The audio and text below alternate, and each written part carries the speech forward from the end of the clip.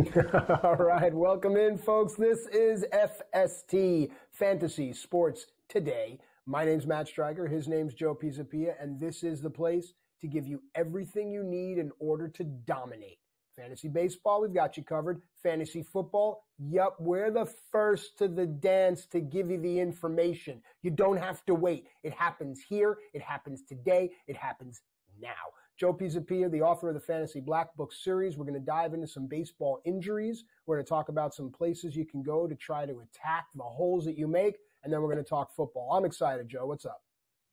I'm excited too, especially for the football stuff. I just wrapped up my first rookie draft of many, nice. And it was a good time. And for those people who play Dynasty, you're going to have to, obviously be starting to dig into the projections of these players. And we're going to get into those guys, but also get into them for 2024 because as we've seen with C.J. Stroud last year and many other players that all of a sudden they come into the league and they make immediate impacts. And some of the rookies are going to, and some of the rookies might fall short of those expectations. So I think it's important to look at those projections and get an idea of what kind of player are we going to get in year one.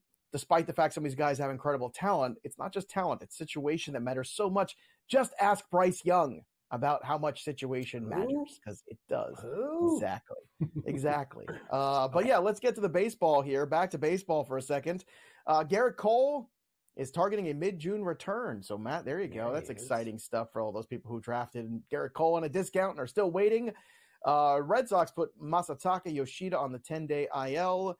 Now, it looks like he might have to have surgery on this hand, so that could keep him out a little bit longer, potentially. Kodai Senga, we mentioned him earlier when we were talking about Christian Scott, who had a great debut. Jose Butto has been fantastic. I don't think any show besides this one and Fantasy Pros MLB, where I am every single day, was talking about Jose Butto. But that's another guy who's been terrific, and he was free square, and he was free off the waiver wire. And I know Tyler McGill is working his way back, but as long as Christian Scott pitches well and Butto pitches well, those guys are the future. Adrian Hauser's already into the bullpen. Manaya's next. I don't care how good he's been so far. I don't care. The future is now if you're the New York Mets, and Kodai Senga coming back to this rotation healthy would go a long way. And, of course, we mentioned the Mike Trout injury being inevitable, much like, Thanos in the Avengers series.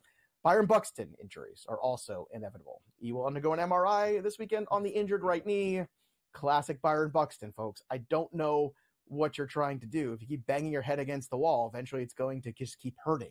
So stop banging your head against the wall with certain players, thinking that it's going to be different.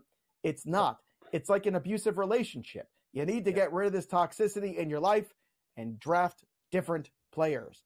But I want to talk about Garrett Cole because I've got a take that I think is going to make you angry, and this is fun. Maybe I have a wife. I don't need anyone else to upset me, but go ahead. This is true. Garrett Cole right now working his way back, right? He's going to get an opportunity soon, in the weeks to come to get a rehab assignment set out there. I'm of the mind, this is when you trade Garrett Cole. You trade Garrett Cole when his first rehab start is announced.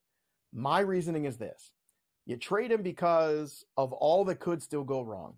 I don't know how many times, maybe we can count them on one hand, if that, where a guy's had UCL problems and then he's come back and everything's been just fine.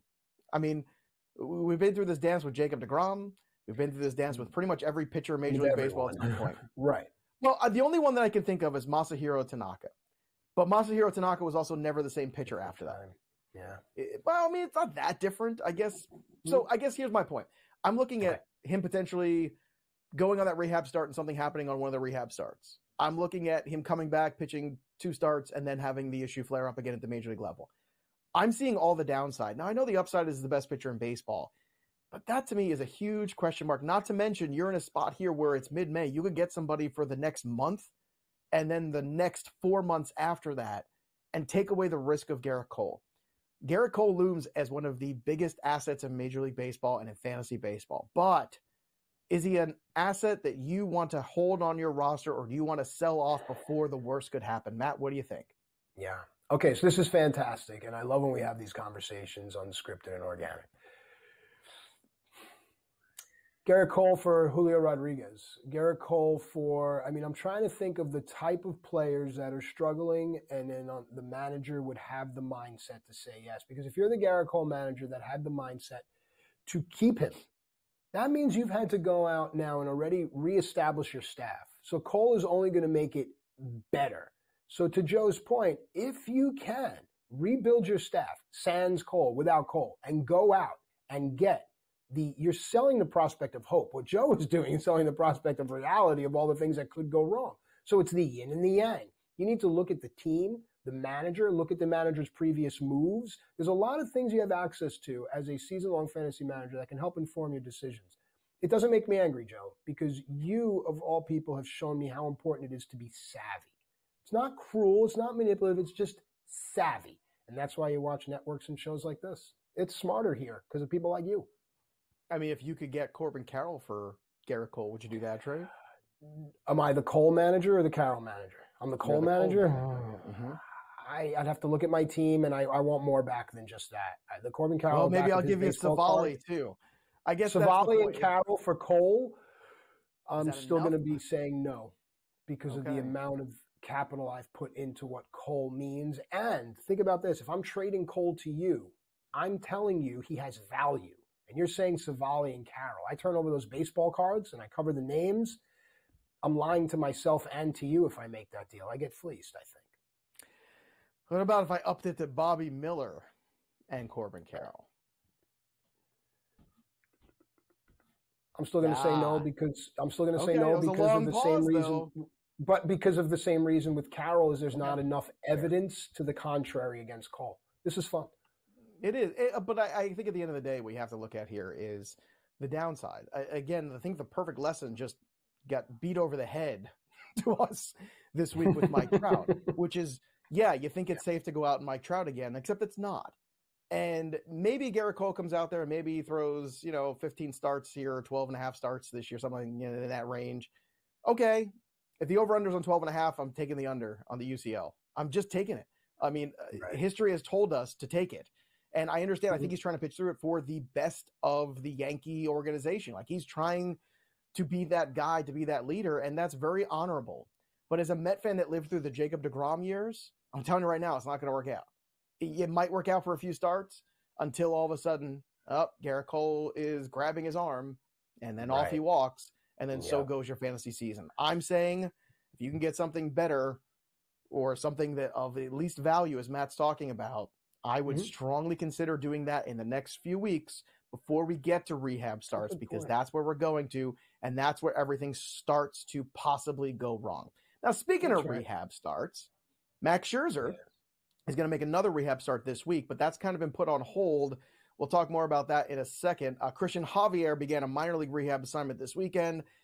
Justin Steele, not a great first rehab start from him, but again, take it with a grain of salt. You're not too worried about Justin Steele. Maybe he'll make one more and then join the big club. And then Brian Bayo is going to make another rehab start early this week. So he hopefully will be rejoining the rotation sooner than later for the Red Sox, who could certainly use that help. But Max Scherzer is another one too, where last week, we were looking, things going forward, and all of a sudden the thumb injury popped up out of nowhere. Why? Because he's 40 years old. That's why. Because Matt and I know you get out of bed and sometimes things just hurt now for no reason because you're in your 40s.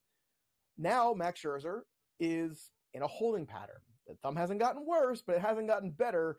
So now where are we? We're in limbo waiting for Max Scherzer. Now, maybe he's pushing things a little too early. I don't know.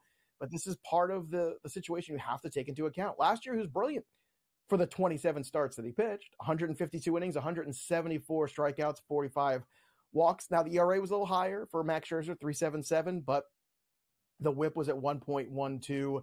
He still has potential to be a very good pitcher. If you ask me who's going to make more starts this year, Max Scherzer or Garrett Cole, I'll say Max Scherzer. So there's a guy with track record you might be able to flip right now. Just saying.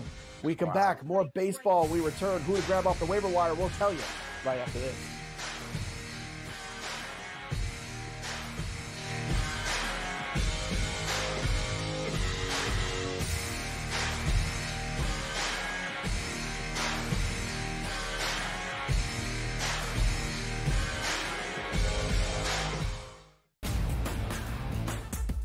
Torrey Taylor, who they actually needed some help in terms of their punting unit. He is going to be great. But I do firmly believe if Odunze's not on the board, that they probably trade back and gain assets and look to fortify their team across the board. But the fact that we got a bozo pick in number 8 here from the Atlanta Falcons, that's squeeze the reason why I believe also they picked up the Bears as the winner. The Early Line, only on SportsGrid. Quotes coming out about Embiid. Oh, he's a warrior. You'll never get him off the court. You're just telling me he's an injury. He's one slip and fall away from what's not seeing him anymore in this series. I would have sat him because there was only 1 day between the two games. It's 2 days between games 2 and games 3, and it's 2 days between games 3 and game 4. Betting above the rim, only on SportsGrid. Anyone that's been to a sporting event, the atmosphere before a game, I think Game Time Decisions has that same exact atmosphere. This is our arena. This is what we do. There is going to be an energy to Game Time Decisions that you will feel night in and night out. The excitement you get when you lock your bets in, when you're figuring out what you want to do, we can zone in on the biggest games each night. I want this to be the place that people come to before the games start so they feel as ready as possible to lock in their cards. We are going to hit every single one of those markets that you need to know about. We're going to go through every single thing, and I've got a great team behind me that's going to help me get the job done. There is not going to be a better place, I promise you, than Game Time Decisions to get that new information, react to it, and be able to then bet accordingly. We will have everything at our disposal, and we will use that to our advantage. I'm Kevin Walsh. Tune into Game Time Decisions from 6 to 8 p.m. Eastern on SportsGrid. Great.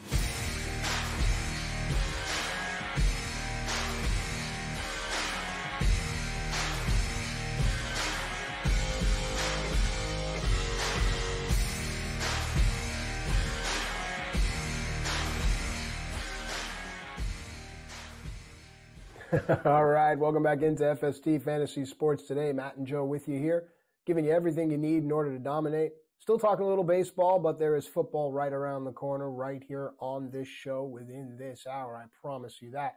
But let's look at the waiver wire in baseball because I think it's very important to do no matter which point of the season you're in, especially for the season-long fantasy managers. But the discussions can help the DFS players as well as the baseball wagerers. So let's do it. Let's go to the waiver wire. Where do you want to start?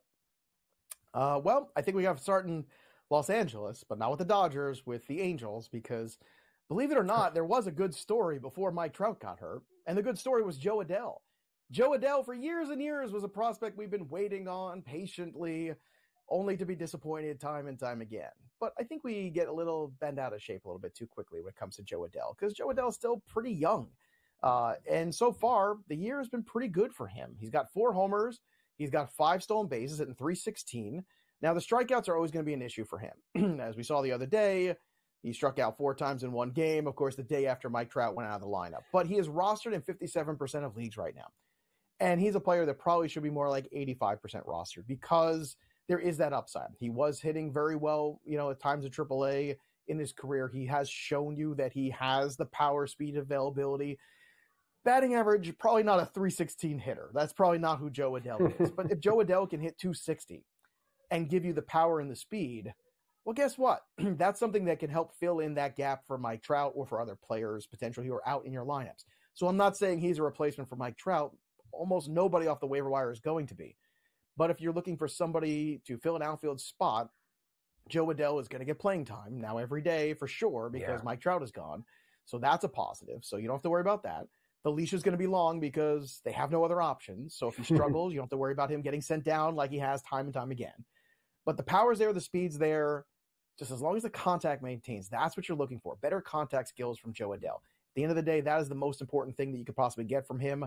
And again, at this point, like I said, he's still a player who's in his early 20s. Let's not overreact to some of the failures early on in his career. There's still plenty of time for him to develop into an everyday major league player. And now he's going to have a 2-month window to prove that. And I think that makes him worthy of a waiver wire investment this week. Yep, I like it. It's a great job, as always, by you. The bat-to-ball ability needs to be shown on a consistent level for a guy like Joe Adell. But like Joe said, the leash is long.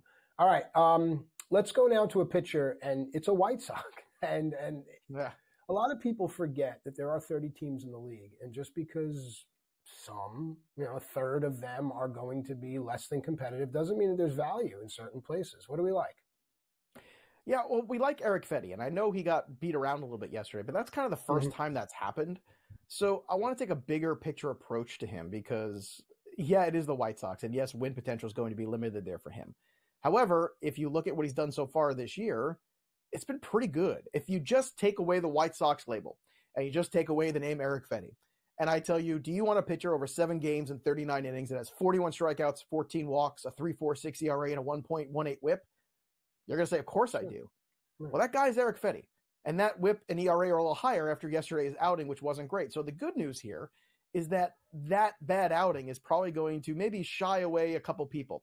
Now, he's already rostered in almost 70% of leagues, but if he's out there in the third-year leagues, go look, because this is a guy that you can at least play matchups with, at least play 2 start weeks. And I think that's really important at the end of the day, that you start to look at, can Eric Fetty go out there and get me points this week? Can Eric Fetty go out there in these matchups that have potentially coming up and be a productive starting pitcher? Quality start leagues will be better than win leagues for Eric Fetty because the White Sox are not going to win a lot of games. Nor do I think this is something that's going to sustain for 6 months. But right now, Fetty is a pitcher that's pitched very well. Put this one start aside, or if somebody's panicking because of this one start, well, be that new home for Eric Fetty. Take him back in a trade where somebody said, I picked him off the waiver wire. He's not really starting for me. He just had a bad start. Let me get out of this business. Okay. Fetty's one of those guys, again, you take away the name, you take away the situation, and you just look at the stats. And the stats aren't lying so far this year. He has been a very solid pitcher, the best pitcher on the White Sox. And who knows? If he keeps this up for another 2 months, he's only 31. There could be a lot of teams lining up there and saying, hey, we could use an extra starting pitcher. Sure. So there are more pitching injuries to come. Could a New York Yankees call up the White Sox? I mean, there's a lot of situations out there. Could the Houston Astros at some point call up the White Sox? So let's keep that in mind. Let's look to the future and realize that Fetty is a guy that you probably should roster in the present.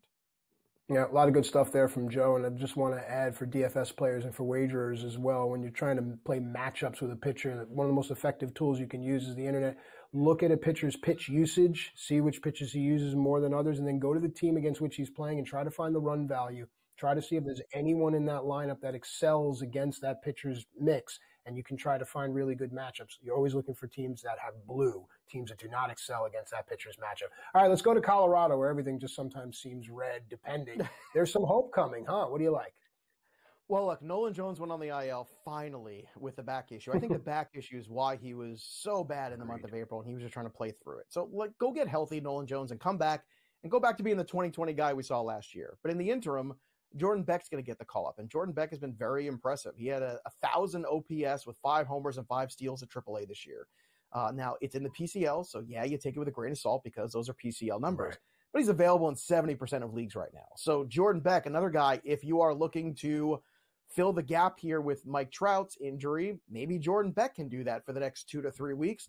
And if he hits the ground running for the Rockies, there's a scenario where you can write that Jordan Beck sticks around, because the Rockies have no reason not to keep him around. Doyle's played well. When Nolan Jones even comes back, as long as Beck continues to hit anything close to what he was doing in the minor leagues, I don't think Beck's going to get sent down again. This is not a situation like Kjerstad where there's a million guys ahead of him where you're frustrated. Beck is in a different situation with Colorado. And there's one other guy, too, a pitcher, that I want to mention. It's Taj Bradley, who had a really good spring before the injury. We saw last year he was thrust into a role with the Tampa Bay Rays way too early. He was a guy who was slowly coming up through the system, AA and the AAA. He struggled last year. Let's make no bones about it. But Taj Bradley, 44% rostered right now, and I imagine more than half of that is because of dynasty leagues.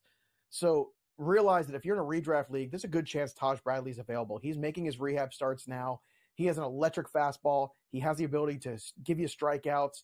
He's going to pitch on a team that's going to get better offensively when Caminero comes back, and also in a good pitcher environment. So Taj Bradley, another guy you can add this week in Major League Baseball.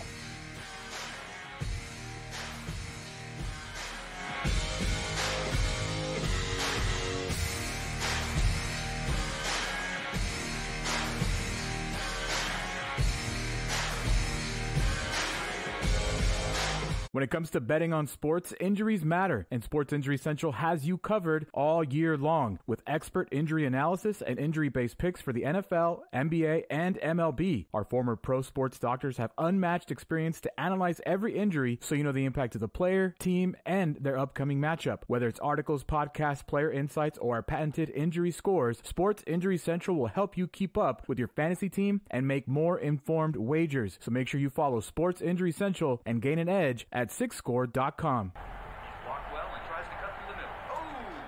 Your gut says Miami is going to win, and you should take the over.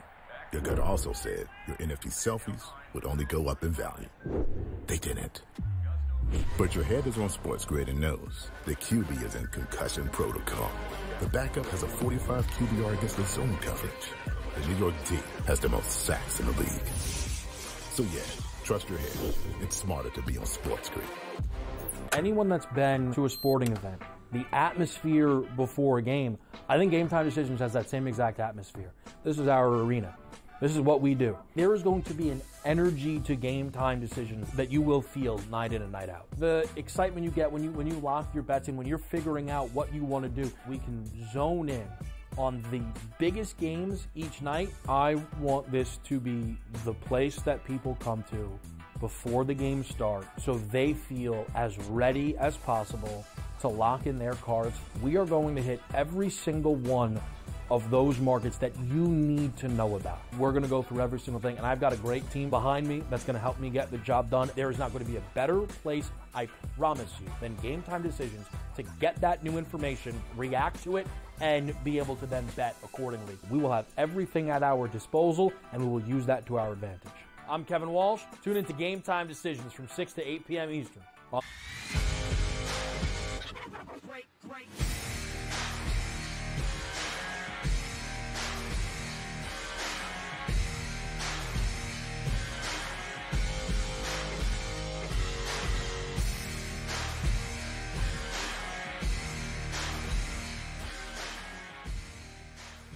All right, welcome back into FST Fantasy Sports Today. Matt and Joe with you here, giving you everything you need in order to dominate.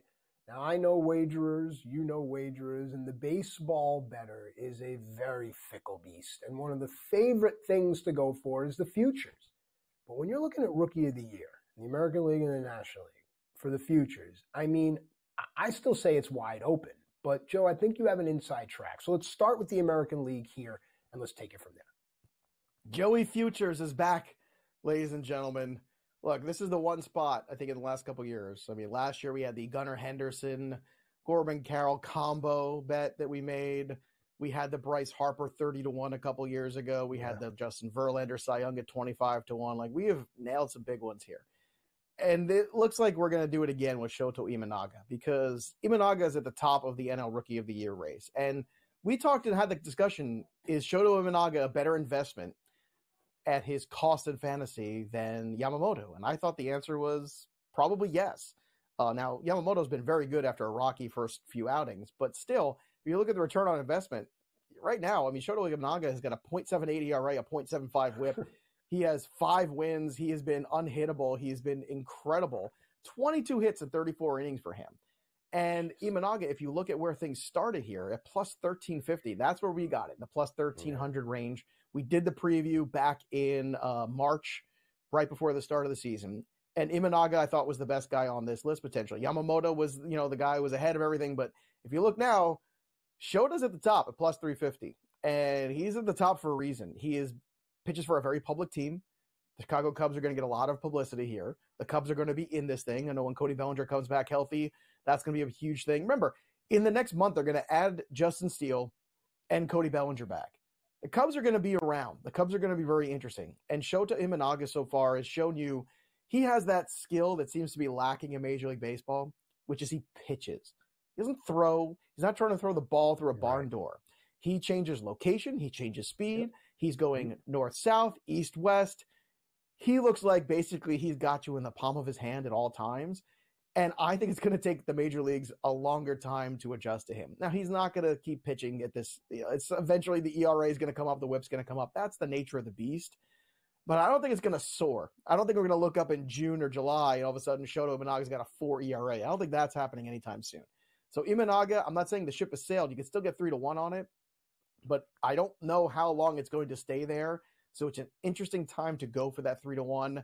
The American League side of things might be a little different, though, Matt. I think that we love the long shot we invested in the National League. And the American League, I think, is still very much up for grabs. At the top of that board right now is Colton Cowser. Now, he opened up at plus 5,000. He's been great, but he's cooled off a little bit recently. He's up to plus 175, but it is just April. And we saw this last year. We saw other guys have hot Aprils and go up the board for Rookie of the Year, only to fall down after a tough month or two. James Outman, if you recall last year, a perfect example, right? The guy that had the torrid April, the guy that had maybe too many strikeouts in his game. He was the darling in this award season for National League Rookie of the Year in April and May, and then it all fell apart. So I'm not saying he's this year's James Outman, but I'm saying he might be closer to that than closer to the Rookie of the Year. Your thoughts on Cowser keeping this pace up and being at the top of the board this time next month? No, you're right, and we talked about it in an earlier segment too. I just think there's just too many pieces going on in Baltimore for anyone to really be able to make sense of it. So I want to wait for the dust to settle, and that's why I'm going to look at some long shots. There could be some names that aren't even up yet that could take advantage of opportunity. Anyone you have in mind? Yeah, there's two guys, and if you want to bet it soon, because you're not going to get numbers like this. The opening numbers for both Paul Skeens and Junior Caminero were lower than they are now, which might seem crazy, but that's because people were anticipating them making the rosters opening day. So Paul Skeens was at plus 700. Right now, he's at plus 1,800. You can get that in some spots. What? Nice. That's insane. If Paul Skeens comes out there and throws 115, 120 innings and does anything close to what he's doing right now, he might win this award. And then Junior Caminero, again, that's kind of in the theme of the show today. He's coming up. Junior Caminero is going to hit right away. He is going to be a very good player, an all-star caliber player. I've seen the guy play in person now a few times. I'm telling you right now, Junior Caminero is the goods. All right. So you don't have to worry about this kid. Even if he struggles for a week, just patience. But Caminero's another guy too. You look at where the opening line was, plus 1,400. Now it's plus 2,000. Why? Because he had that injury. He didn't make the team out of spring training. So Vegas had to adjust. This is the time now, if you missed out that window early on, to buy back in on these two guys. Because if for no other reason, there's a chance if these guys have a red hot in May and June, those numbers shrink by a lot, and you can cash out even if you don't want to ride those bets to the end. When we come back, we're going to take a look at the NFL when we return.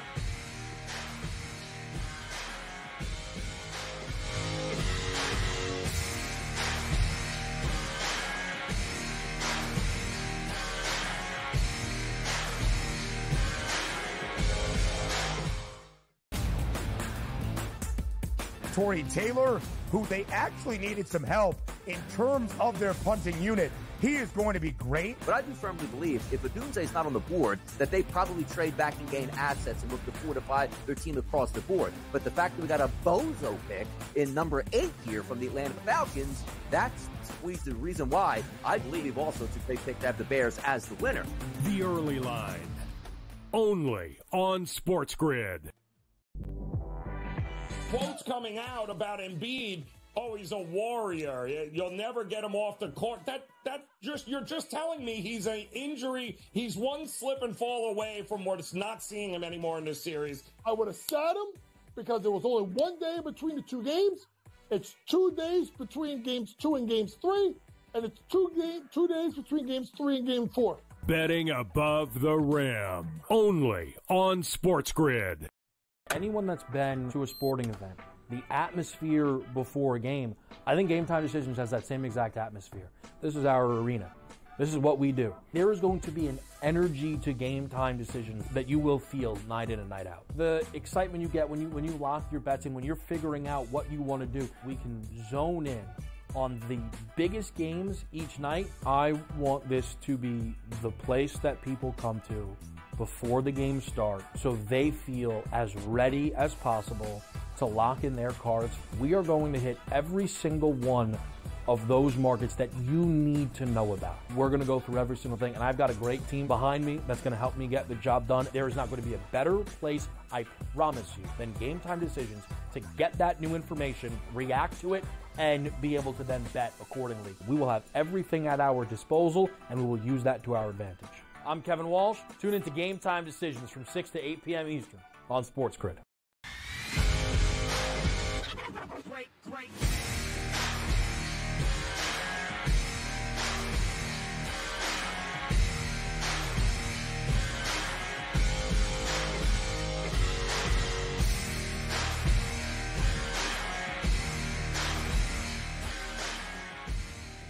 All right, welcome back into FST Fantasy Sports today. Matt and Joe with you here, and now is the time. Quick reminder, at SportsGrid and at SportsGrid TV, you're going to want to follow us. At Joe Pisapia 17, you're going to want to follow him as well, because we're about to dive into football now. And Joe, I don't know anyone at all, that is doing it the way we're doing it this early. I know it's May 5th. You're telling me, what do I need to know this for?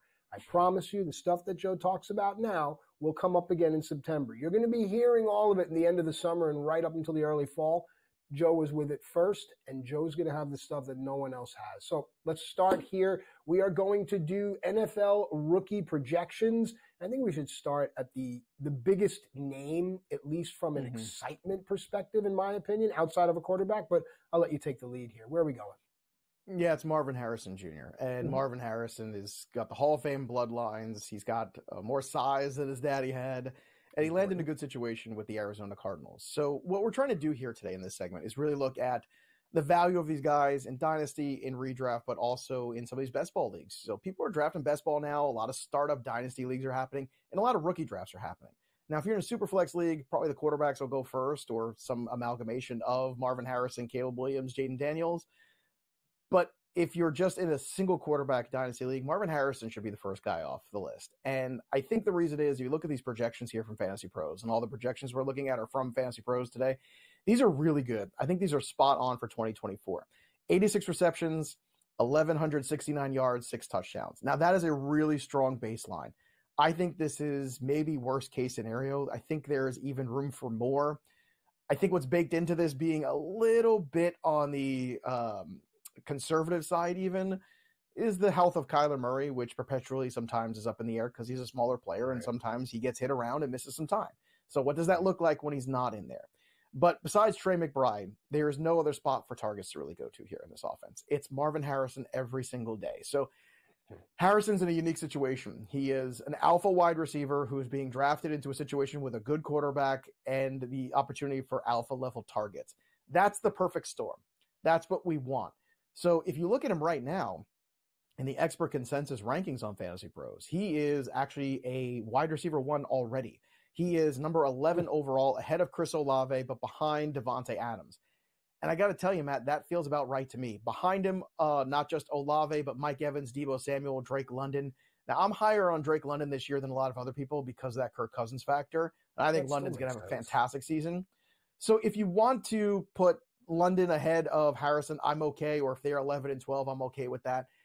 But Marvin Harrison is going to be drafted basically like a wide receiver 1. And I do think he ends up as a wide receiver 1 this year. And if you look at those projections, that's wide receiver 1 level productivity. Love for that touchdown total to get a little higher. We'll see what kind of offense it is. Again, there's been a lot of changeover in Arizona the last couple of years. We'll see now offensively what they can do, because last year we didn't really see it because of the injury to Kyler Murray and him working his way back from it. So Harrison lands in a great spot. Again, those projections are very good. I think they're spot on there. Could he go for closer to 95 receptions? Yeah. Could he go for 1,200 yards? Yes. Could those 6 touchdowns turn into 8 or more? Yes. But if that's the baseline you're buying in, this is a low-end wide receiver 1 from day 1, Matt. You know, I listen to all of this, but I always have this sneaking sound. Remember, what was it? Clyde Edwards-Helaire came out, I think. He went to LSU, didn't he? Yes. Clyde Edwards-Helaire came out. Though. Okay. And who was the guy yelling and screaming, "Stop overdrafting Clyde Edwards-Helaire"? That's right. Everyone was taking him at 1, and I remember you were that, that stabbing sound in my head. Crazy. So, you're saying it's a different situation here. Of course, I'm going to listen to you. Now let's go to the Giants, because a lot of people feel that the Giants did an interesting job with their draft, but I'd love to hear from you, especially with this pick. Yeah, Malik Neighbors, I think, was the right pick for the Giants. Their wide receiver cupboard was barren. I mean, there's nothing in there. He's currently listed as wide receiver 25, which I think is actually a little bit aggressive. But if you look at these projections, it makes sense because, like Harrison, he's getting dropped into a role where he is the true number one. The problem is, there's not a lot up to support him, and Daniel Jones hasn't been a prolific thrower of the football. Like Kyler Murray with DeAndre Hopkins was pretty good. I mean, we saw that. Like, if you give him the tools, he's going to be okay. With Daniel Jones, I think it's a little bit of uncertainty here. Now, theoretically, it should be good. These projections have him at 73 receptions, 1,000 yards, 5 touchdowns. Okay, that's a good, steady projection, I think, for him, where you could feel pretty good about it. I think the drafting over Zay Flowers or Keenan Allen, I think, is risky.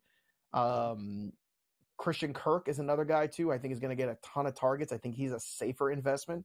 So we'll see over time, because he plays for the Giants in a big media spot, I think people might start to overdraft Malik Neighbors, especially on East Coast drafts that are happening in that tri-state area. That's a good point. But I think if you let him go when he's going too expensive, I think the pivot to the Kirks and the Keenan Allens of the world is probably a good pivot. But in the other spots where people want to take the veteran ahead and Malik Neighbors falls, that's okay too. I think a lot of this is contextual. It's where you can get him, and the cheaper you get Malik Neighbors, I think the happier you're going to be with the results in 2024. Well, speaking of happy, I think this next player is going to put a huge smile on Joe's face because you have talked about the perfect storm. You were mentioning that earlier. Well, it seems to be something brewing in Los Angeles, and this new face might be a vital part of it. Your thoughts? Yeah, Ladd McConkey ended up in a great spot. And of course, I was throwing things when the Patriots didn't take him because why would you want to take a bright young wide receiver who could make a huge impact? Why would you want to do that? Anyway, Ladd McConkey ends up with the Chargers. And I know people are in one camp saying, well, the Chargers are going to run the hell out of the football and it's going to be a very grinding Harbaugh kind of offense. Yeah, but they got to throw at some point. And Harbaugh has a great young quarterback in Justin Herbert here, where they have the opportunity where now Keenan Allen's gone. Mike Williams is gone. Not that he was there when he was there, but Ladd McConkey kind of ends up being the guy. And I know everyone keeps waiting for the who's the next Puka Nacua conversation. I don't know if there is one, but if there's one that kind of feels like it, it's Ladd McConkey. Because Ladd McConkey will probably go late in a lot of your drafts, if even drafted at all in some shallow leagues. I think that's a huge mistake, and maybe the fantasy community in the next couple of months, we're going to educate people so much where it's possible Ladd McConkey goes from being a tremendous value to being overdrafted. But if you look at these projections, they're very conservative. 64 receptions, 818 yards, 5 touchdowns. If he becomes the target guy in PPR leagues, Ladd McConkey is going to smash. He could go for well over 1,000 yards. He could approach 100 receptions. That's how good Ladd McConkey could be. And I think it's worth noting the upside that he has and take advantage of the conservative ADP when it comes to Ladd McConkey. All right, now let's button up. First, we'll head to Buffalo, and then we'll finish in Chicago. What's going on? How'd they do?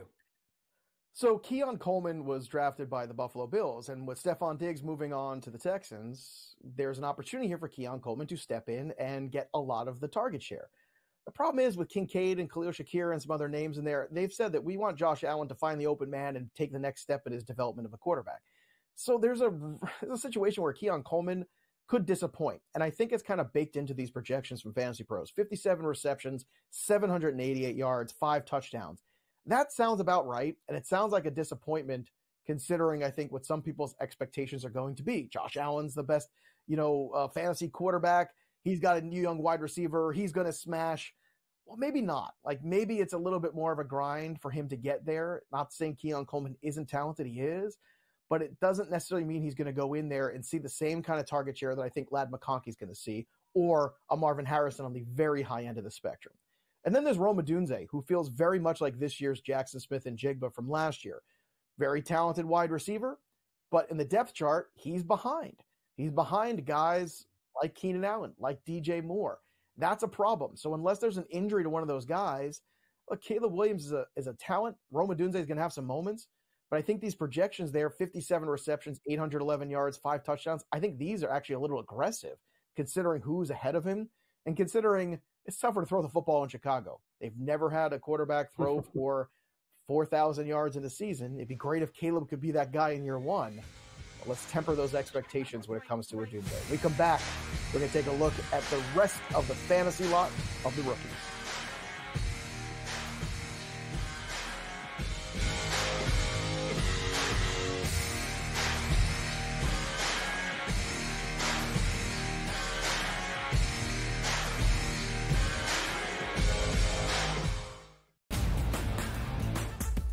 Tory Taylor, who they actually needed some help in terms of their punting unit.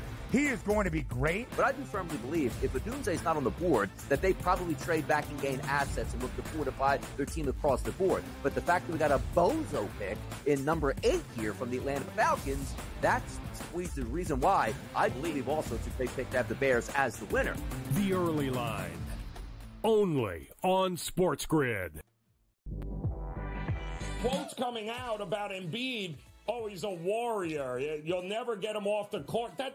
You're just telling me he's an injury. He's one slip and fall away from not seeing him anymore in this series. I would have sat him because there was only 1 day between the 2 games.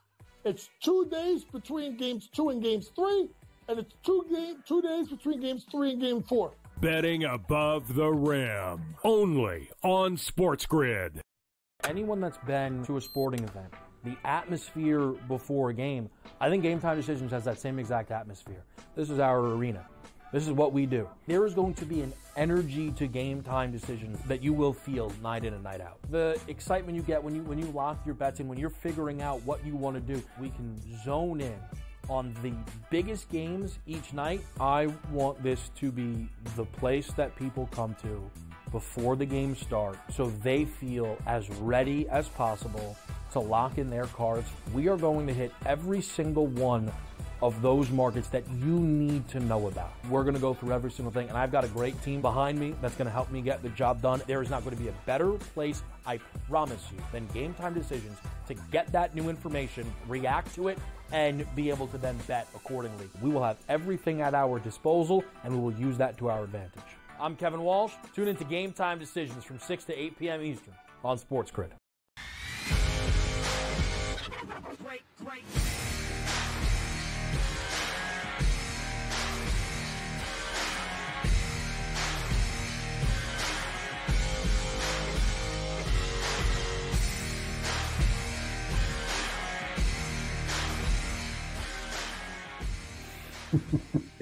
All right, welcome back into FST Fantasy Sports Today. Matt and Joe with you here, giving you everything you need in order to dominate. And we are talking rookie projections based off of the NFL draft.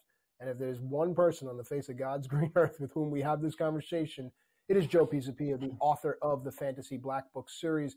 As soon as this show is over, before the next one begins, do yourself a favor. If you're not familiar, use the internet and the Google and check it out. It will change the way you watch and wager and win when it comes to sports. Speaking of winning, you mentioned before the break how the Chicago Bears have not had a passer throw for over 4,000 yards in, I believe, ever. Perhaps they won the draft and have found their guy, but I still think they can be successful without that particular achievement. But talk to me about Caleb Williams and what we can expect. Yeah, look, the upside for him as a player is something along the lines of Aaron Rodgers. I think that's a really good comp that coming from you. Yeah, Thor, well, let's hope with less of the other nonsense. But Thor Nystrom, who I work with over at Fantasy Pros and Betting Pros, he's the best college football analyst, in my opinion, that, on the planet. And I think he's right when he talks about, the crazy kind of plays that he can make, the arm strength, the ability to move in the pocket. Like, he's not going to rush for 1,000 yards. It's not Caleb Williams' game. But he is going to be mobile enough to pick up a first down when he needs it and do more. But even in these projections, if you look at this, when you're talking about Rome Odunze and why I'm kind of sour on him, look at the projections here in year one. 3,600 passing yards. Now, DJ Moore, right? Keenan Allen, new toy there. Those are big-time veteran wide receivers. They're going to demand target share. Rome Odunze, the only way that he somehow, if 36 is the number here for Caleb Williams, the only way that Rome Odunze really kind of plays above board of his ADP is if there is an injury to one of those guys and he gets to play and start another 6 games. Because the lesson to be learned last year with Jackson Smith and Jigba was talent is great. Opportunity and talent is what you need in order to make a fantasy asset. So I think 2024 could be a little tough for Rome Odunze. Now, for Caleb Williams, look, the talent level is off the charts. How his personality gels in the city of Chicago is going to be very interesting because it is a tough town. You know that. You work there. You've worked those towns. I understand this too. Some spots are easier landing spots for franchise quarterbacks or big-time free agents in baseball and football and NBA than others. So I'm really fascinated to see how this goes for Caleb Williams. If things go well right away, then we're off to the races. But if there's any sort of struggle in the month of September, it's going to be fascinating to see how Caleb Williams adjusts to that, because I think Caleb Williams is a phenomenal talent. Would Chicago be the first place I want to draft him necessarily and drop him into if I was a fantasy manager? No, it's not. So, yes, in theory, he's got the weapons to work with. Yes, he has the talent and should have been the number one guy off the board. But again, sometimes it's all about the environment. And when you step back and you look at, again, we mentioned this on the show a few weeks ago, since 1983, only 5 guys with the number one overall pick have gone into the Hall of Fame. Just 5. So when NFL GMs have the entire board of college football ahead of them, they have selected just 5 guys since 1983 who have gone to the Hall of Fame. That's kind of stunning. Now, sometimes you could say, well, bad organizations are at the top of the draft for a reason because they're bad organizations that don't develop players. That's a fair argument. But it's still kind of stunning when you think about to have the entire board. It's like having the first pick in the draft and whiffing on it every single time in fantasy. It's something that's kind of odd. It should not happen. Caleb Williams, though, right now, QB 15 in the ECR, that makes sense to me. He could be drafted as like a perfect backup quarterback in single quarterback leagues. And then I think in Superflex leagues, he and the next guy we're going to talk about, Jaden Daniels, I think are going to be very valuable pieces. Well, I'm glad that you brought that up because, full disclosure, as a Commanders fan, I paid close attention to what they did in the draft. It seems to be a clean slate here, but I'd like to get your thoughts on Daniels and the Commanders overall. Jaden Daniels, I think, has a higher fantasy upside this year than Caleb Williams. Now, that might surprise a lot of people, but if things break right for him, I think you could carve that out. And the reason is the rushing ability. So they have him right now as somebody who is QB 18, 595 rushing yards. If that number jumps from 6 to 700 and those rushing TDs jump from 5 to 9, which is not absurd, or even 8, right, we could be looking at something very different because Caleb Williams is only, right now projected as 100 more passing yards than Jaden Daniels. He's got stuff to work with. Terry McLaurin, very talented player. I think Eric All in tight end position is somebody that people should really be paying attention to because that's a guy you get in the 5th round of a dynasty rookie draft, and I think he's going to play. He had a terrific showing at Iowa before he got hurt. So that's a guy that's flying very much under the radar there. So all of a sudden, the Commanders have set themselves up in a really good situation. Daniels is going to be the week 1 starter. I think there's no doubt about that whatsoever. But because of the rushing ability, he offers more upside, I think, in year 1 than Caleb Williams from a fantasy perspective. I'm not saying he might be a better quarterback necessarily, but we're talking about fantasy points with a quarterback who can use his legs. It's very important. Now, 2 other assets, too, to consider. Drake May right now is a QB 30. I think that's a holding pattern right now where you're waiting for him to be announced as the starter at some point, which it would make sense to just do that. Take the Band-Aid off. Let him start from day 1. Let's start things over. I know they brought back Brissett, and Brissett's a very capable quarterback. I think there's a lot of other organizations that should have brought him in, but instead he's with the Patriots. Maybe he'll start the first month of the season, and then Drake May will take over. We'll see. That would hurt him in terms of his abilities to produce in fantasy, but he's an interesting super flex pick because at some point he is going to play the most games at quarterback this year for the Patriots, barring injury. 2,600 passing yards is a projection. That's telling you they expect him to sit 4 to 6 weeks for now. That could change with a really good training camp. He has some things to work on. The footwork is the one of them, but footwork is something you can work on and fix. Arm strength, swagger, all the stuff that Drake May has, you can't teach. So he's got that in spades, and I think he's going to be a good quarterback. It might take a little bit longer. And then there's J.J. McCarthy, another guy who might sit behind Sam Darnold for a few weeks, and that's baked into these projections too. 3,300 passing yards, QB 26.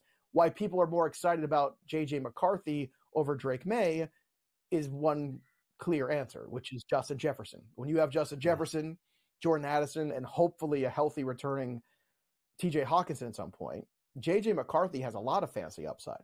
So this is a fascinating year. Last year, I was warning everybody, Superflex leagues are going to be tough. A lot of rookie quarterbacks, second-year quarterbacks, guys who didn't have a lot of talent who were starting, and then the incredible amount of injuries where 70-plus guys started at quarterback last year. It's a lot. Now, J.J. McCarthy, Drake May, there's some options late, not to mention Daniels and Williams in the middle. So quarterback is healthy in fantasy. We return on FS2.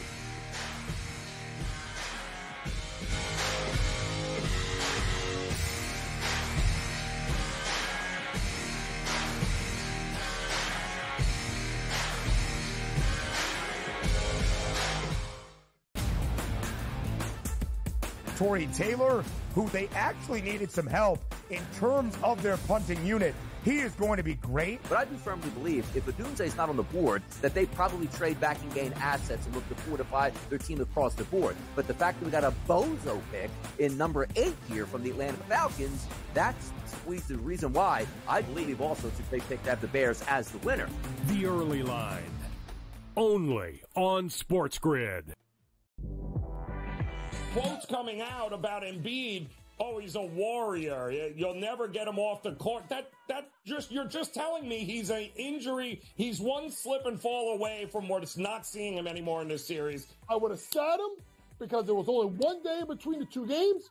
It's 2 days between games 2 and games 3, and it's 2 days between games 3 and game 4. Betting above the rim. Only on SportsGrid. Anyone that's been to a sporting event, the atmosphere before a game, I think Game Time Decisions has that same exact atmosphere. This is our arena. This is what we do. There is going to be an energy to Game Time Decisions that you will feel night in and night out. The excitement you get when you lock your bets in, when you're figuring out what you want to do, we can zone in on the biggest games each night. I want this to be the place that people come to before the games start so they feel as ready as possible to lock in their cards. We are going to hit every single one of those markets that you need to know about. We're going to go through every single thing, and I've got a great team behind me that's going to help me get the job done. There is not going to be a better place, I promise you, than Game Time Decisions to get that new information, react to it, and be able to then bet accordingly. We will have everything at our disposal, and we will use that to our advantage. I'm Kevin Walsh. Tune into Game Time Decisions from 6 to 8 p.m. Eastern on SportsGrid. Great.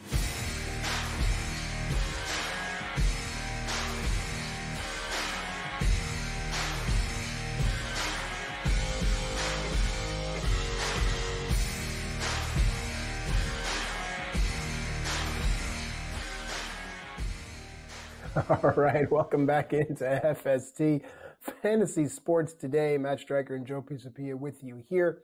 We were laughing in the break. Before we go, I want to thank our great team that puts this show together each and every week. We're really becoming a family here, and that's what it's all about here at the network. And of course, once we're done, stay tuned for more great programming. But we're not done yet, because now it's time to look into some rookie running backs coming into the NFL this year. Joe Pisapia, the man, to talk about that. And there might be a tight end at the end as well, because that's a position that's starting to truly define the league. Let's start with the running backs. Where do you want to go? Yes, projections and expectations. That's what we're talking about here. And we have to start with Jonathan Brooks. Now, projections are going to be very calm when it comes to Jonathan Brooks, the running back from Texas, who is a terrific talent drafted by the Carolina Panthers. People will say Miles Sanders is ahead of him. We got other guys ahead of him in the depth chart. I don't care. The best running back in that room is Jonathan Brooks. He's coming off an ACL tear that happened in November. So he should be starting to work his way up here in August into September. And at some point, Jonathan Brooks is going to take over this backfield. I want to go back a few years ago to David Montgomery's rookie season, to DeAndre Swift's rookie season, to Jonathan Taylor's rookie season, right? To all these rookies we've seen the last few years. How about just last year with Jahmyr Gibbs? Do you remember when everybody wanted to get rid of Jahmyr Gibbs in October because everyone was pissed off that he wasn't getting as much work as he should have? And then what happened? The rest of the season, Jahmyr Gibbs was winning people championships, right? You have to have patience with rookie running backs. This is the perfect storm where the best rookie running back, the guy the Dallas Cowboys wanted and they got sniped here in the draft and then didn't know how to recover from it, is Jonathan Brooks. So Jonathan Brooks is going to go late in redraft leagues. People are going to see him buried on the depth chart. I don't care. This is the guy you want for the last 6 to 8 weeks of the season. So you have to draft him. You have to have patience. But I'm telling you, Texas's Jonathan Brooks is that dude. He's that guy who's a 3-down running back, and eventually he will take over this backfield. The new head coach, Canellis, he's a really good coach. You saw what he did last year in Tampa running that offense with Rachaad White. Think of Jonathan Brooks as a much better version of what you saw in Rachaad White, and that's a reason to get very excited. However, you look at the numbers and projections, they're very reasonable. Why? Because nobody knows exactly how much he's going to play or when he's going to take over. But 698 yards, 5 touchdowns, that's scratching the surface of what he can do.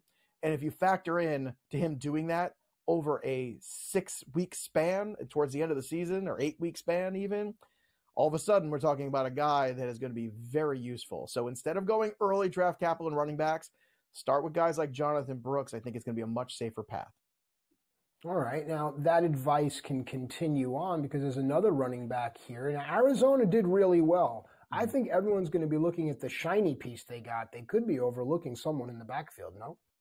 Yeah, they could be overlooking Trey Benson because Benson's another guy, too. All that's ahead of him right now is James Conner. So Conner is a piece that has age, has wear and tear. And Conner's had a really good couple years here with the Cardinals. Let's make no bones about that. But he is 29. So at some point, Benson, again, is going to be very cheap in redraft leagues. At some point, it feels like opportunity will present itself. And if you look at these projections, 100 attempts, 440 yards, 3 touchdowns, it doesn't look very exciting. But if Conner has an injury, or if Benson takes over this backfield sooner than you realize, because Benson's another guy that can catch the ball in the backfield, that could put him on the field more at some point in the season than James Conner as the Cardinals start to turn this offense over in this new regime. So keep an eye on Benson. Another guy to keep an eye on, too, is Marshawn Lloyd, who is buried on the depth chart right now behind A.J. Dillon and behind the new toy, Josh Jacobs. But already you've heard the coaching staff and LaFleur talk about how we see Marshawn Lloyd as the next Aaron Jones. Well, Aaron Jones was the workhorse of that backfield. So keep a close eye on that one. The Jacobs experiment could be a one-and-done kind of situation, so don't sleep on Marshawn Lloyd either. Build these rookie running backs into your draft plans, especially in redraft leagues, but in Dynasty, they might be better than you realize sooner than you realize. Just be patient in redraft leagues in 2024. And the last guy to talk about here is Brock Bowers. Now, Brock Bowers, clearly the best tight end in this class, and it was not close. However, he ended up in a spot that's kind of curious. The Raiders did a good job taking the best guy on the board, and he was the best offensive piece on this board.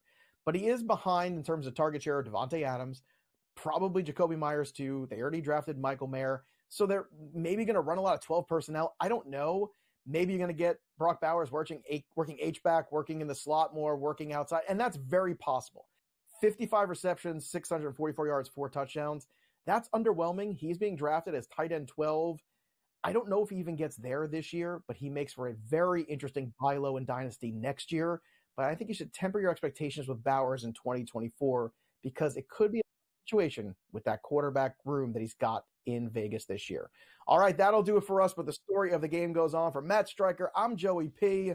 We'll see you next time, kids. Enjoy the rest of your Sunday.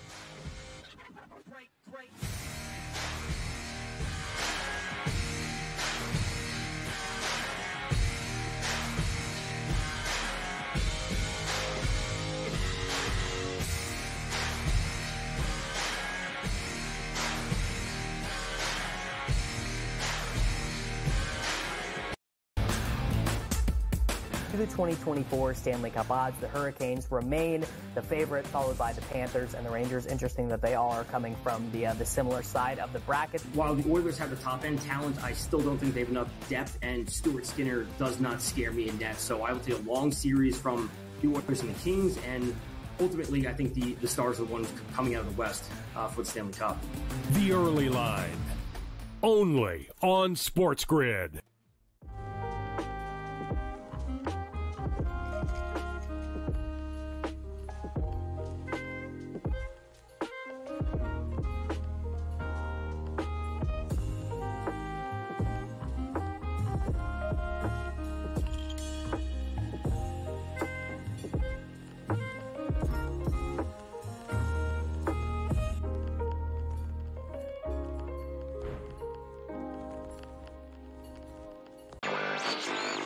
DraftKings making a progressive move, I think, that most other companies are also going to do or have done in the past. Adding someone from the government or someone you would say in legislation to become their responsible gaming leader here. And in this case, her name is Lori Kalani. And it'll be interesting to see if other companies try to follow suit in terms of hiring former lobbyists to head responsible gaming. Newswire, only on SportsGrid. Game Time had 35 in the first half, Cam. And then, of course, he did not have another point the rest of the game. Lillard's, it's playoff game time. This guy will show up. He will hit shots. Indiana, you better respond here because I'll tell you, that's a bad loss. We were wrong, Carver. Like, hey, I admit, I was on the Pelicans. This game, I lost. Ferrall Coast to Coast, only on SportsGrid.